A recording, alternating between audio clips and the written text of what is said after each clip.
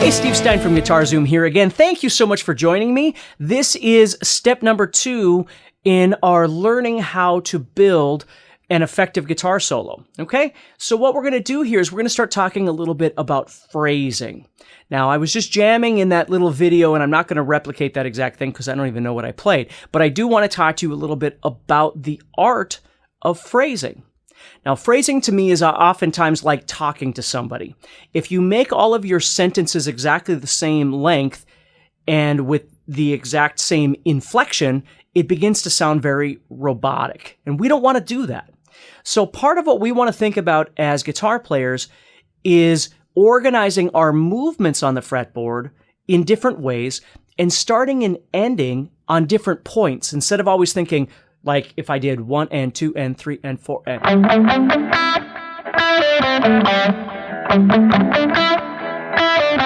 It's going to sound really predictable if I do that. So what I want to do is I want to think about changes, dynamics, okay? Sometimes I say something longer, sometimes I say something shorter, okay? Sometimes I start here, sometimes I start here. And I'm very much aware of downbeat and offbeat, right? If I'm playing and I think 1, 2, 3, bum, I might start on the offbeat like that, and it's going to make it sound more interesting. So these are the things I want you to think about, and we're going to go into great detail in these sorts of things in the Guitar Solo Builder course, okay? Learning to think about phrasing. It doesn't need to be fast or slow. Don't think about that at this point. Don't worry about speed picking and arpeggios. All those things can come in due time, but the most important thing is having the music meet you where you are in your playing, okay? Not always going, well, next year I'm going to be better, or 2 years from now I'm going to be able to.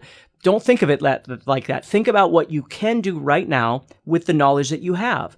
You have some sort of scale knowledge, and you have some sort of rhythmic ability. So let's look at that. So if I start playing this track,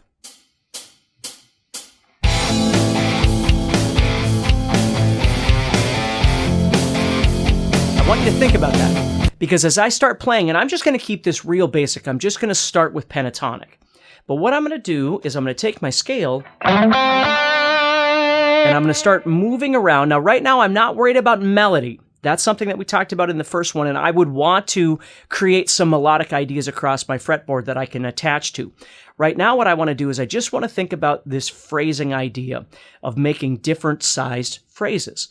So what I'm going to do here is I'm just going to start using my pentatonic scale and cut it into pieces and start them in different places. So like 1, 2, 3, 4, 1.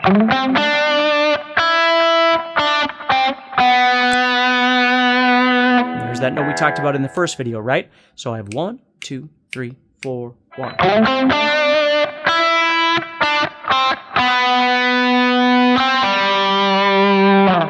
See? So what I'm doing is just taking the notes of the pentatonic, instead of just playing it up and down, I'm trying to break it into little pieces. So let's see how that sounds.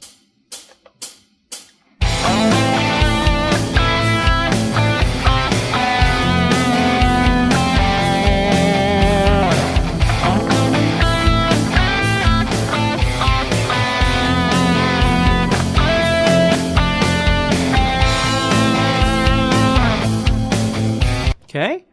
So that sounds pretty good. What I'm always trying to teach people is you can get as complex as you want in your guitar playing, and I think that's wonderful.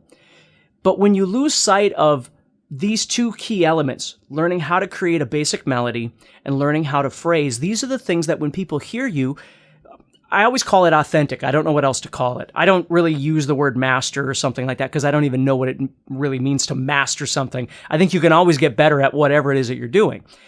But I think of it as authentic. When you go to watch a band or you hear a solo on the radio or whatever it might be, and you just accept it as, that's right, that feels good, it feels authentic. You watch that guitar player in that band and the guitar player goes to solo and you don't go, wow, he is really practicing a lot, right? You don't think of it like that. You just listen and go, wow, it sounded good. It sounded like it fits. Or you might have even been impressed, right? Something along those lines. That's what I want you to learn how to do, is don't think about burying yourself. Think about trying to find a way of making what you do sound authentic. And phrasing is a key element that we talk about in the Guitar Solo Builder course. So what I want you to do is just mess with this a little bit and see what you can come up. Use some of the ideas that I've got here and see what else you can do. Now, the next thing we're going to do in the next video is we're going to start talking more about licks or patterns that we could use inside our movements from various melodic concepts, okay? And then this phrasing element. So we want to add some ideas in between those, and that's a lot of fun too. So take care, watch for the next video, and keep practicing, and I'll see you soon.